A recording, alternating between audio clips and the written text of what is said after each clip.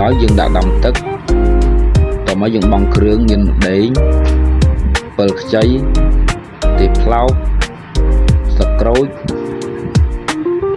រួចមកយើងដាំទឹកឲ្យពុះសិនតពីទឹកពុះមកយើងជ្រុំប្រហុក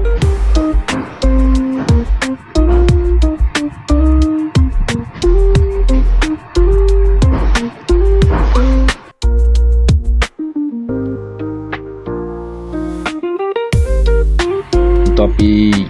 ជ្រុំប្រហុករួចរាល់មកយើងស្រង់អំពិលខ្ចីដែលយើងបានស្ងោរពីមុនហ្នឹងវាផុយមកយើងយកមកជ្រុំវាដោយប្រហុកដែរ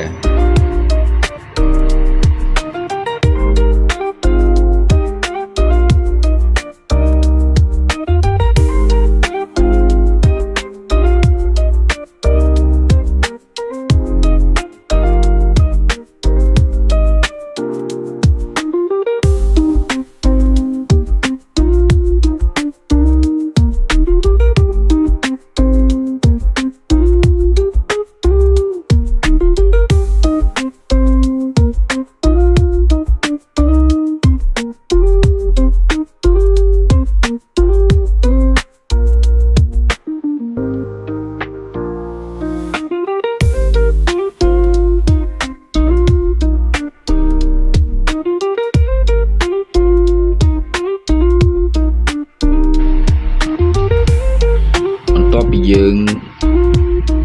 ជ្រុំប្រហុកហើយនឹងអំពិលខ្ចីរួចមកយើងដាក់ត្រីចូល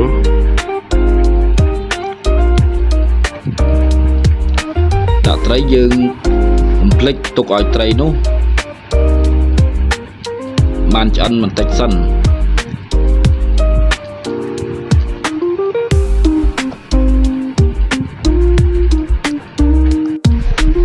មកយើងចាប់ដើមបង់គ្រឿងចូលមានដូចជាអំបិលស្ករស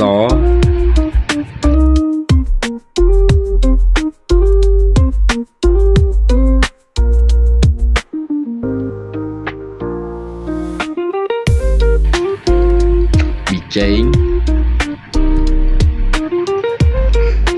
យើងដាក់ទឹកត្រីបន្តិចទៀតទៅឲ្យកាន់តែមានរសជាតិឆ្ងាញ់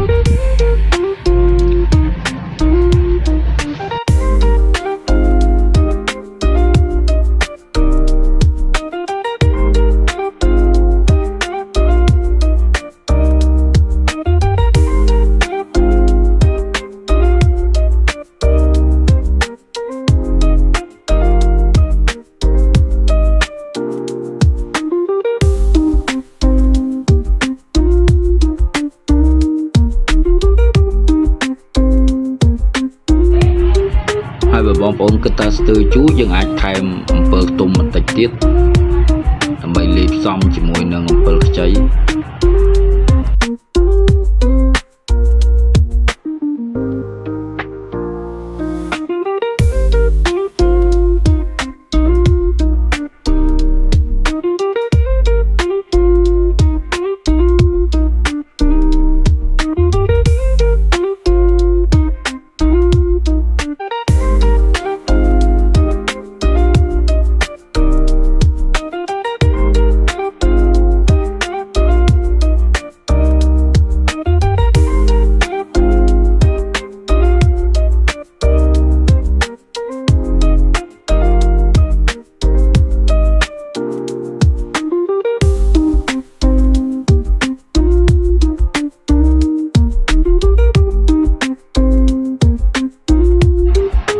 ពេលយើងគិតថាត្រី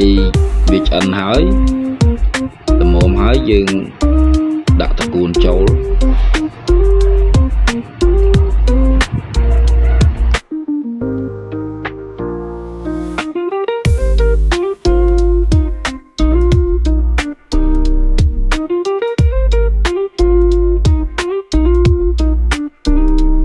នៅពេលដែលត្រកួនរៀងស្ពាប់គិតថាឆ្អិនល្មមយើងអាចបង់ម្អមជាមួយនឹងម្រះព្រៅបន្តិចដើម្បីមានរសជាតិកាន់តែឆ្ងាញ់